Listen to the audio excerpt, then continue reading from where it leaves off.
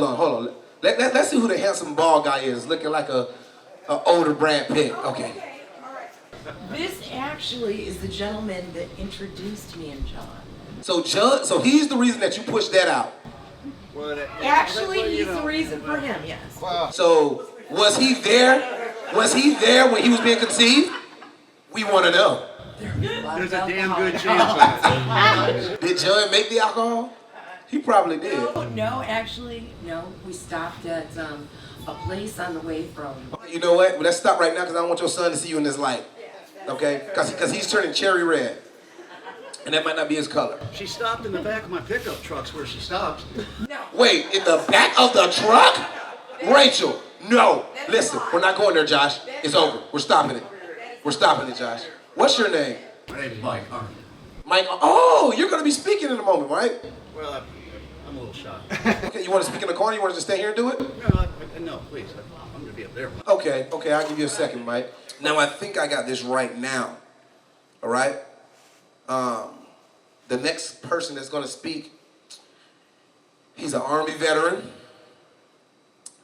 He's a great hunter, an outdoorsy guy. Is that a real word, outdoorsy? Is that outdoorsy is a word? Outdoorsy is not a word. It's not a word. It's out. Hold on. Let me check with my white manager. Is that a word? We got a thumbs up. Okay, outdoorsy is now a word.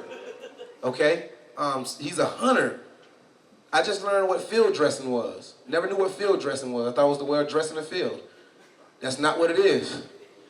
Any of you guys ever been, young lady, you ever been hunting? Never been hunting, huh? You know what field dressing is? When you dress the deer out in the field, when you cut them up and all. So you're just gonna embarrass me like this on stage? So as a fellow sister, we Wakanda right now. Black Panther just came out. This is what you gonna do to me? Nah, you banned. You can't come to the island of Wakanda no more. Oh, was I correct? Yes, you was correct. Well, thank you. My homeboy told me, hey, field dressed the rabbit, Josh. And he threw it at me. I didn't know what field dressing was, but you clearly did, but you've never been hunting. I've never been hunting, but I know hunters. You outdoorsy, huh? Wakanda. Y'all see how she did that? Y'all can do it tonight. Go ahead. Y'all can do it. Well, we're going to let you guys do it tonight. Just tonight, not tomorrow, though. Tomorrow, y'all better not do it in public. Okay, so please keep the celebration going. Keep making some noise for our next speaker. Like I said, hunter guy, Army veteran, real outdoorsy. Be careful shaking his hand, because when a man has served in the military, his hands are like shaking bricks. It's like shaking semi-tires. I said, hands, man. Let me introduce you, great bald head guy. Bald head man, so arrogant, I'm fine, because I'm bald head. Now, please keep the celebration going and make some noise for Mike Arndt. Arndt.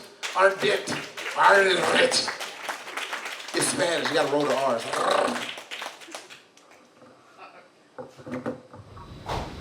Hey, John. Could you leave one of those, please? For John Toast. Vienna sausage? Please, for John Toast. Is this a thing? Don't get this on camera. I want my mom to see this. I got my Do me a favor. Before you go. Before you go. One more. Just one more. Just one more. Charge for part of the contract. I got you, no problem. No? No, I'm straight. Brad, where are you? There you are. Only you would remember that. You know, a lot of people are probably wondering about this skunk cap up here. I'm going to wait and let him completely explain that. That's your story, brother. But, John Tubbs, when he got out of the Army, he wanted to become the mayor of Skunkopolis. And that is such a long story, I don't really think it would be appropriate to go into that. That's better. Yeah, okay. All right, keep going. Josh? Yes, sir. One more No, okay, I'm still trying to finish the last one. Let's see, when I met John Tubbs, I had just gone through Ranger Rip, and I was assigned to the 1st Ranger Vet. John had gone through RIP through a different company, and when I terminated that, And of course, the military sends you somewhere not so good usually. We went to the 24th Mechanized Unit. Closer? Yeah, Okay, is that better? It's great. yeah. And lo and behold, there's John Tubbs. And John Tubbs and I would many times with another friend of Brad and ours, Dave Leathers, who was supposed to be here tonight. Did Brad ever show, or did Leathers ever show? Thanks, sir. We'd sit around, drink sake, amongst other things. And one night we had our, he was the newspaper reporter, Brad, but what was he assigned to? Stripes. He was with Stars and Stripes.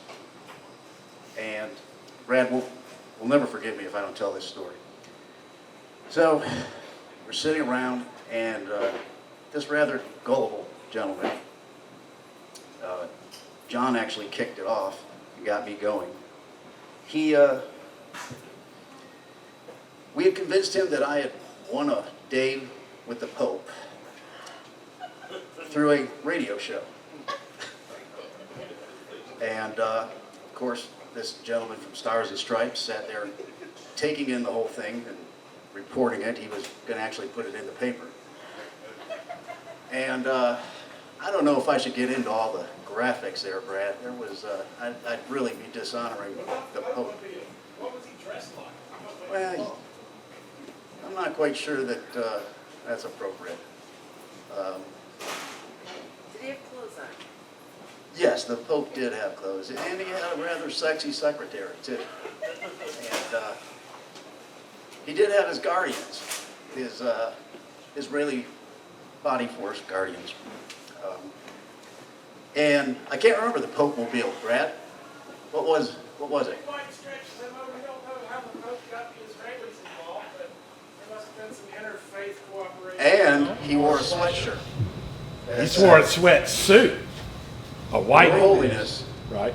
the Pope. The Pope. Yeah. Anyway, this gentleman went ahead and decided to put this thing in the newspaper. I don't think it ever made it, Brad, did it? What you were talking about all the bars you went to with the Pope, partying in Chicago. I mean, Sounded like a heck of a story to me. The Pope was a party guy. That, Uh, that particular Pope. Yeah, that particular. Josh, you're probably wondering about the Vienna sauce. I am, because it's in my mouth. One of the ways I used to like to torture John was we'd sit around. We didn't have much money because we blew it everywhere we went when we were in the military. We're eating Vienna sausages, and John would get a little tipsy. And throughout the night, I tried to get him to eat as many of those as I could. And to the point that just about every time he'd pin me down and start strangling me just to stop me. Actually, I think he knocked me out once over it. I can see why. But, yeah. What could I say about John Tubbs, though? You know, it's the lighter side of him that I always really enjoyed.